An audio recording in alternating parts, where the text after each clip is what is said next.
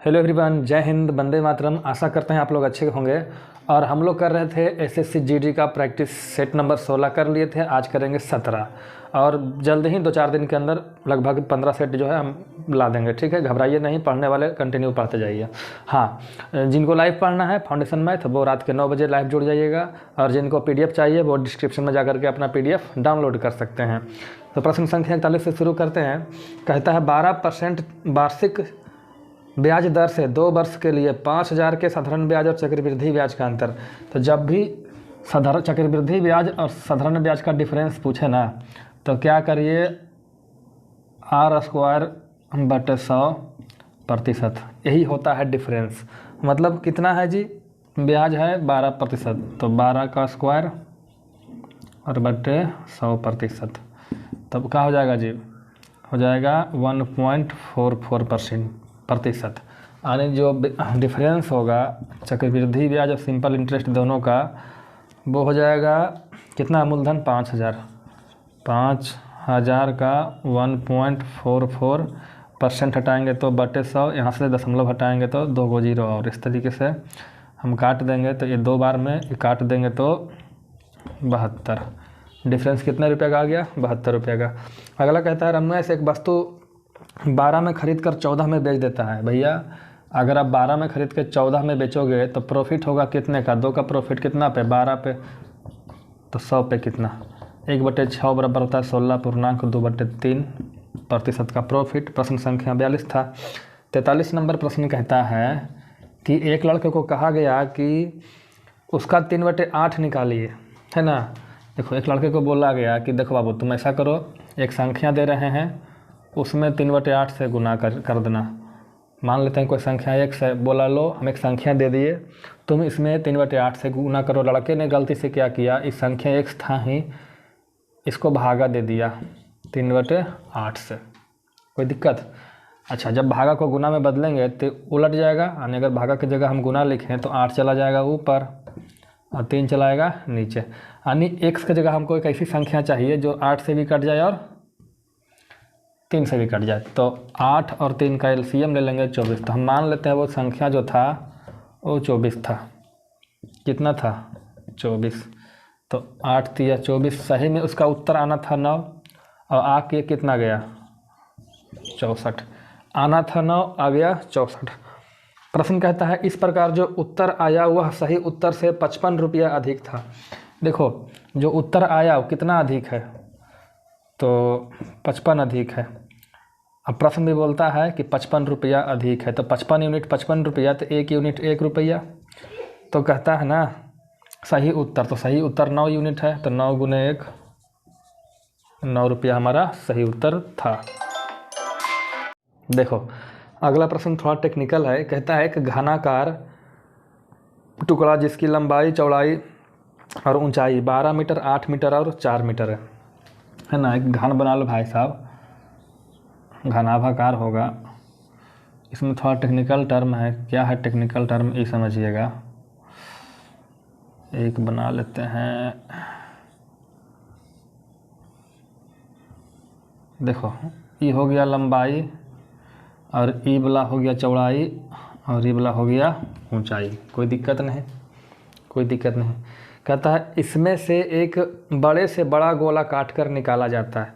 तो जब गोला काट के निकालिएगा ना, जब इसमें गोला काट के निकालिएगा तो किस शेप का निकलेगा, गोला तो एकदम गोल रहेगा, है ना। आपका टुकड़ा बर्बाद हो सकता है घनाभाकार वाला। तो जो गोला निकलेगा ना, इसमें से गोला काटिएगा तो ऐसा गोला काटिए, तो आप देखिएगा कि जो गोला कटेगा ना उसका व्यास जो होगा, जो व्यास होगा ना वो सबसे छोटा वाला होगा। सबसे छोटा वाला कौन है, 12 8 4 में 4, यानी व्यास हो गया 4, तो त्रिज्या हो जाएगा 2। अब कहता है गोले का आयतन, तो 4/3 पाई को पाई रहने दो, r³ 2 का क्यूब कितना हो जाएगा 8, तो 8 चौके 32 π/3, यही हो जाएगा। तो थोड़ा सा यही समझना था कि जो गोला निकल के आएगा होगा क्या, तो उसका जो व्यास होगा वो 4 होगा, है ना। आगे कहता है किसी त्रिभुज की भुजा 4 5 7 है, इसका क्षेत्रफल बताइए। तो जब भुजा इसका 4 5 7 है तो फार्मूला कौन सा लगाएंगे, तो इसके लिए एक बेहतरीन फार्मूला है हीरो का सूत्र। जैसे पहले एस बराबर निकालेंगे, एस बराबर क्या होता है, परिमाप बटे 2, यानी 4 5 9 7 16 बटे 2 यानी 8 हो गया। अब एरिया क्या होगा, अंडर रूट एस, एस का मान 8 है, into 8 minus 4, 4 into 8 minus 5, 3 into 8 minus 7, 1। ठीक है, अब इसको कैसे करोगे, कर दो। इसको लिखो 4 गुने 2 गुने 4 गुने 3। देखो 4 का पेयर निकल जाएगा और 2 3 रह जाएगा, तो 4 रूट 6 हो ही जाएगा वर्ग सेंटीमीटर, यानी सेंटीमीटर स्क्वायर। प्रश्न संख्या 46, थोड़ा सा ध्यान से देखिएगा। एक बार किसी में हमने प्रश्न गलत पढ़ दिया था तो आंसर गलत आ गया, बाद में लोग कमेंट करने लगे सर गलत पढ़ा रहा। अरे नहीं भाई, आता है, लेकिन होता क्या है ना, due to lack of concentration हम लोग कभी कभी क्वेश्चन गलत पढ़ जाते हैं तो गलती बन जाता है। ऐसी बात नहीं कि नहीं आता है। कहता है जगदीश 4 किलोमीटर प्रति घंटे की चाल से चलता है और अपने कार्यालय 10 मिनट देरी से पहुंचता है, और 5 की स्पीड से चलता है तो 5 मिनट पहले पहुंच जाता है, तो बीच की दूरी ज्ञात करिए। तो देखिए दूरी का इसमें फार्मूला होता है ना, होता है स्पीड 1 गुने स्पीड 2 बटे difference of speed, difference of speed मतलब स्पीड ऑफ स्पीड 2 का difference into difference of time. ठीक है, अब देखो पहला स्पीड कितना है 4 और दूसरा का 5, डिफरेंस कितने का 1 का, और डिफरेंस ऑफ टाइम क्या है। तो जब 4 के स्पीड से जाता है तो 10 मिनट देरी से पहुंचता है, मतलब मान लीजिए इसको कार्यालय पहुंचना था 10 बजे, ठीक है, लेकिन ये 4 के स्पीड से गया ना तो पहुंचा 10 मिनट लेट, यानी 10:10 में पहुंचा। लेकिन जब ये 5 के स्पीड से जाता है तो पहुंचता है 5 मिनट पहले, तो 5 मिनट किससे पहले 10 बजे से, यानी पहुंच जाता है 9:55 में। तो इन दोनों का डिफरेंस कितना हो गया, तो देखिए 9:55 से 10:10 तक डिफरेंस है 15 मिनट का, तो गुने 15। देखिए ये किलोमीटर प्रति घंटा, किलोमीटर प्रति घंटा ये भी वही है, ये मिनट में है, कैसे चलेगा, इसको घंटा में बदलेंगे तो 60 है। देखो 15 चौके 60 से 60 कट गया, बचा 5 किलोमीटर, यानी बीच की दूरी 5 किलोमीटर। एक रेलगाड़ी में एक व्यक्ति बैठा हुआ है, देखता है कि गाड़ी 200 मीटर लंबे प्लेटफॉर्म को 60 किलोमीटर प्रति घंटे की चाल से चलते हुए 18 सेकंड में पार कर जाती है। रेलगाड़ी की लंबाई ज्ञात करिए। देखिए जब प्लेटफॉर्म की लंबाई दिया हुआ है और रेलगाड़ी की लंबाई पूछ रहा है, तो जब भी एक रेलगाड़ी दूसरे प्लेटफॉर्म को पार करेगी तो उसके द्वारा तय की गई दूरी ट्रेन के द्वारा ट्रेन और प्लेटफॉर्म के लंबाई के योगफल के बराबर होगा। यानी प्लेटफॉर्म की लंबाई कितना है 200 और ट्रेन की लंबाई मान लेते हैं t, तो कुल दूरी हो गया 200 प्लस t, दूरी बराबर चाल गुना समय। चाल हमारे पास कितना है जी, तो है 60 किलोमीटर प्रति घंटा 18 सेकेंड। देखो ये मीटर में है तो ये भी मीटर में, ये किलोमीटर प्रति घंटा में है, गलत है भैया, इसको बदलेंगे मीटर पर सेकेंड में तो 5/18 से गुना कर देंगे, कट जाएगा, तो t बराबर हो जाएगा 60 × 300, इधर जाके घटेगा -200 बराबर 100। ट्रेन की लंबाई 100 मीटर। अगला प्रश्न कहता है वह छोटी से छोटी संख्या ज्ञात करिए जिससे 980 को गुना करने पर पूर्ण वर्ग बन जाए। तो सिंपल सा बात है, 980 को आप तोड़ दीजिए, है ना जी, 98 गुने 10 और तोड़ दीजिए तो 7 गुने 7, 7 49, दूनी 98 और 10 को 2 गुने 5। देखिएगा इसका वर्ग है, इसका पेयर लग रहा है वर्ग है, इसका भी वर्ग है। इसका वर्ग बनाने के लिए क्या गुना करना पड़ेगा, 5 से गुना करना पड़ेगा। ये था नहीं, हमने लाया, तो उत्तर क्या हो जाएगा 5 हो जाएगा। आ जाओ बाबू। कहता है ए किसी काम को 4 दिन में कर सकता है और बी 6 दिन में। तो ए करेगा 4 दिन में, बी करेगा 6 दिन में। टोटल काम मान लेते हैं 4 6 का एलसीएम 12 काम 4 दिन में, तो एक काम 3 दिन में, 6 दिन में 12 काम तो 1 दिन में 2 काम। तो कहता है दोनों मिलके 12 काम करेगा, दोनों मिलेगा तो एक दिन में 3 काम करेगा, ये 2 काम करेगा, यानी 12/5 दिन में काम निपट देगा। 50 नंबर प्रश्न कहता है 10 संख्याओं का औसत 10 है, तो 12 संख्याओं का औसत क्या होगा। देखो 10 संख्याओं का औसत 10 है तो योगफल क्या होगा, 10 का योगफल 100 हो गया। अब कहता है इसमें 2 संख्या जोड़ा जाए जिसका योगफल 20 है। 2 संख्या जोड़ दिए जिसका योगफल 20 है, तो दो संख्या जोड़ दिए तो कुल कितना हो गया 120। अब कहता है नया औसत बताइए, तो 120 योग हो गया, अब कुल संख्या कितना हो गया, तो 10 पहले था, दो संख्या बाद में जोड़ा तो 12, तो नया औसत 10 हो गया, कोई बड़ी बात नहीं। आगे वाला प्रश्न है, देखो अगले प्रश्न कैसे बनाते हैं, थोड़ा सा ना ध्यान रखिएगा, नहीं तो आप एग्ज़ाम में ना बड़ी बुरा फंसेंगे, थोड़ा सा पेशेंस रख के बनाइएगा। देखो कैसे बनता है बता देते हैं। बराबर 1, देखिए सबसे पहले ना इसका काम करेंगे, ये जो दिख रहा है आपको इसको अलग लिख लेंगे, ठीक है। 1 प्लस एक्स बटा 1 माइनस एक्स, ठीक है। एलसीएम लेंगे तो 1 माइनस एक्स जाकर गुना हो जाएगा 1 माइनस एक्स और प्लस एक्स, माइनस कट जाएगा तो बचा 1 बटे 1 माइनस एक्स, ठीक है। अब यहाँ पे लिख लेंगे 1 प्लस 1, अभी पूरे की जगह आप लिखेंगे 1 बटे 1 माइनस एक्स। अब देखिए जाकर ऊपर चला जाएगा, यानी ये चला जाएगा ऊपर में, ये चला जाएगा ऊपर तो हो जाएगा 1 माइनस एक्स, कोई दिक्कत, ये मिट जाएगा तो हो जाएगा 1 प्लस 1 माइनस एक्स, कोई दिक्कत, तो क्या हो जाएगा जी, हो जाएगा 1 प्लस 1 2 माइनस एक्स, ऊपर में है 2x और इसके बदले आ गया 2 माइनस एक्स बराबर 1 है, कोई दिक्कत नहीं। तो यहाँ से हो जाएगा 2x बराबर 2 माइनस एक्स, जबकि घटेगा सर जुट जाएगा तो हो जाएगा 3x बराबर 2, x बराबर 2 बटे 3। तो इस तरीके से एक एक पार्ट का आप सोल्यूशन करके वहाँ रखते जाइए, बन जाएगा। देखिए कहता है जब n को 8 से भागा दे दें, 8 से भागा दीजिए n को, n एक संख्या है तो शेषफल क्या आता है 3। तो जब 8 से भागा दिए होंगे तो या तो एक बार में या तो 2 बार में या तो 3 बार में लगाए होंगे आप, बिल्कुल लगाए होंगे। तो मान लेते हैं हमने 0 बार में लगाया होगा, ठीक है, यहाँ पर n हटा देते हैं, 0 बार में लगाया होगा तो यहाँ क्या हो जाएगा 0, 8 गुने 0 0। अब कितना में से हम 0 घटावे कि 3 आ जाए, तो सर 3 में से 0 घटाइए, यानी जो यहाँ पर n था उसका वैल्यू 3 हो गया। अब कहता है कि आप क्या करिए ना 6n माइनस 1, तो 6n 18 माइनस 1 17 को भागा दे दीजिए 8 से, तो 8 दूनी 16, शेषफल कितना बचेगा 1। आप यहाँ 1 ले सकते हैं, 2 ले सकते हैं, 3 ले सकते हैं, कुछ भी ले सकते हैं, बन जाएगी। आगे कहता है एक बॉक्स में 7, 8 और 6 के अनुपात में बॉक्स है। देखो ऐसे 1 रुपये का है, 5 रुपये का है और 10 रुपया है, मूल्य मतलब 1 रुपया के सिक्का है, 5 रुपया के सिक्का है और 10 रुपया के सिक्का है, ठीक है। लो यार इसको रुपया ऐसे लिखते हैं सिंबल वाला, ठीक है। ये हो गया 1 रुपया, 5 रुपया का सिक्का, 10 रुपया का सिक्का, और संख्या का अनुपात दे रखा है 7, 8, 6।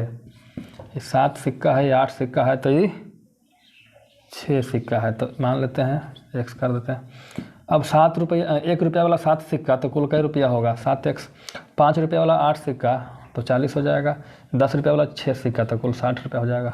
जोड़ दो, जोड़ने के बाद कुल मूल्य आ जाएगा 107, कुल कीमत कितना 60 40 100 107, और कुल मूल्य है कितना 749।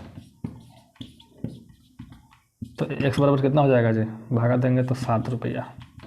तो क्या कहता है 1 रुपया वाले मूल्य वाले सिक्कों की संख्या, तो कितने सिक्के हैं 7x, तो x बराबर 7 तो 7x बराबर 49, यानी 1 रुपया वाले 49 सिक्के हैं, कोई दिक्कत नहीं। आगे कहता है यदि किसी वस्तु के क्रय मूल्य में 39% की बढ़ोतरी करके उस पर मूल्य अंकित करता है और फिर 39% का छूट देता है। देखिए एक बार 39% बढ़ा रहा है, फिर 39% घटा रहा है। ऐसा जब हम लाभ हानि पढ़ा रहे थे या परसेंटेज तब बताए थे कि पहले 10% बढ़ा दो फिर 10% कम कर दो तो क्या होगा, तो उस कंडीशन में हमेशा कम ही होगा। अब यहाँ लाभ आने की बात है, तो पहले मूल्य को 39% बढ़ा रहे हैं फिर 39% घटा रहे हैं, इसका मतलब इस कंडीशन में जो होगा हमेशा हानि ही होगा। क्या होगा जी, हानि होगा। अब हानि कितने परसेंट का होगा, तो क्या करिए मान ले पहले x% बढ़ाए फिर x% घटाए, तो जो हानि होगा कमी होगा वो हो जाएगा x²/100, मतलब नहीं समझे, देखो 39 के स्क्वायर बटे 100 100%। गुना करोगे तो 1521/100, तो 15.21% का हानि होगा। ठीक है, डिटेल में बताना है, बोलिएगा तो बता देंगे अगले वीडियो में। 55 नंबर प्रश्न आप कर लीजिएगा, हल्का है ना, कि करा दें? कर लीजिएगा, आसान है। अब कहता है दो संख्याओं का HCF और LCM, तो HCF गुने LCM जो है 308 है, बराबर क्या होता है? पहली संख्या गुने दूसरी संख्या, तो 22 दूनी 44, 2 से काटो 15, 4, तो दूसरी संख्या बराबर हो गया 154। बड़ी बात नहीं था। कहता है नल A और B एक टैंक को 5 और 20 घंटों में भर सकते हैं और C 10 घंटा में खाली कर सकता है। देखो, A भरने वाला है, ये 5 घंटा में भरेगा, B भरने वाला है 20 घंटा में भरेगा, C खाली करने वाला है 10 घंटा में खाली कर देगा। टंकी की कुल क्षमता मान लेते हैं 20, तो 20 खाली करेगा 5 घंटा में, तो 1 घंटा में 4 भरेगा। 5 घंटा में 20 भरता है तो 1 घंटा में 4, ये 20 घंटा में 20 भरता है तो 1 घंटा में 1, ये 10 घंटा में 20 खाली करता है तो 1 घंटा में 2 खाली करेगा। अब क्या कहता है, यदि तीनों नल को एक साथ खोल दिया जाए तो भरने में कितना समय लगेगा? भरना है 20, तीनों को खोल दोगे तो 4 1 5 भरेगा, 4 1 5 और 2 खाली हो जाएगा, तो 20, 4 1 5 में से 2 गया 3, इतना घंटा लग जाएगा। पूर्णांक में है? नहीं, सही, ठीक है। कहता है कितनी धनराशि पर 5% साधारण वार्षिक ब्याज की दर से 3 साल 6 महीने का ब्याज इतना रुपया होगा, है ना जी? पूछ रहा है क्या? तो देखो, ब्याज दे रखा है, ठीक है, क्या दे रखा है? ब्याज। साधारण ब्याज है तो ब्याज है 18,480। ब्याज बराबर होता है मूलधन गुने समय गुने दर बटे 100, समझे? मूलधन मान लेते हैं कि समय हो गया 3 साल 6 महीना, तो 3.5 साल हो गया, तो इसको लिखेंगे 7/2। मूलधन गुने समय गुने दर, दर कितना है जी? तो दर है 5% बटे 100। कोई दिक्कत नहीं होना चाहिए।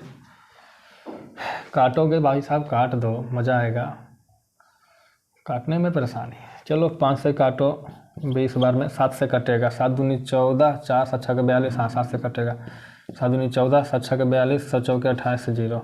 इस तरीके से मूलधन बराबर हो जाएगा 2 6 4 0 गुने 40, 1 0 2 0, 4 चौके 16, बाकी 1 6 चौक 24 1 25, बाकी 2 4 दूनी 8 2 10, 10,000 कितना हो गया जी? 1,05,600 रुपया इसका क्या हो गया? मूलधन हो गया। एक तरीका और है, हम चाहें तो बना सकते हैं, बना के दिखाएं?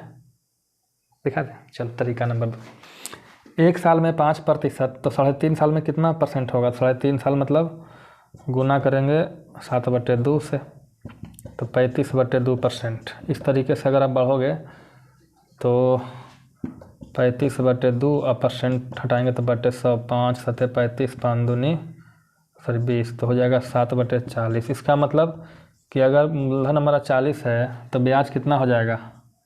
7 यूनिट। तो 7 यूनिट बराबर कितना हो जाएगा? 7 यूनिट बराबर जो ब्याज है 18,480, तो 1 यूनिट बराबर कितना हो जाएगा? तुम करोगे तो 2640 हो जाएगा। तो मूलधन 40 यूनिट है तो 40 गुना 2640 करोगे, वही चीज़ आ जाएगा, है ना? ये भी तरीका एक है अपने आप में। प्रश्न संख्या 59 से पहले 60 कर लेते हैं, 59 लास्ट में करेंगे। कहता है एक आदमी अपने पैसे का 0.25 हिस्सा, तो 0.25 को बदलेंगे तो हो जाएगा 25, दशमलव हटाएंगे तो बटे 100, मतलब 1/4। मतलब अब जितना पैसा है उसका 1/4। 1/4 मतलब अगर उसके पास कुल पैसा 4 है तो उसमें से 1 रुपया खर्च करता है, ये क्या हो गया जी? खर्चा। तो 4 में 1 खर्च किया तो बचत कितना हो जाएगा? 3 रुपया। कोई दिक्कत नहीं।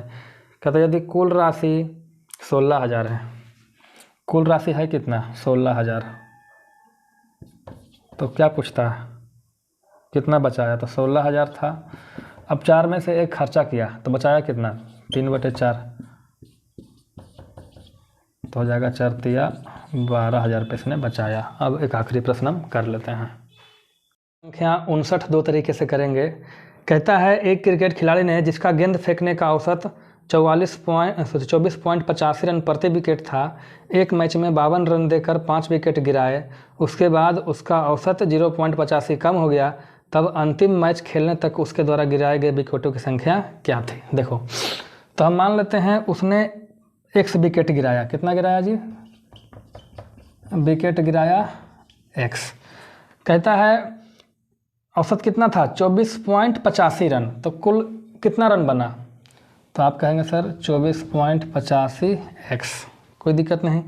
फिर कहता है 52 रन दिया, 52 रन दिया, तो कुल रन इतना था, उसमें 52 रन और दिया तो जोड़ दिया, टोटल इतना हो गया। अब विकेट की संख्या बढ़ गई, कितना विकेट और लिया, 5 विकेट, तो पहले x था अब x + 5 हो गया। ऐसा करने से ही क्या हो गया, नया औसत, और नया औसत जो है वो 0.85 कम गया, पहले था कितना 24.85 और माइनस 0.85 हो गया।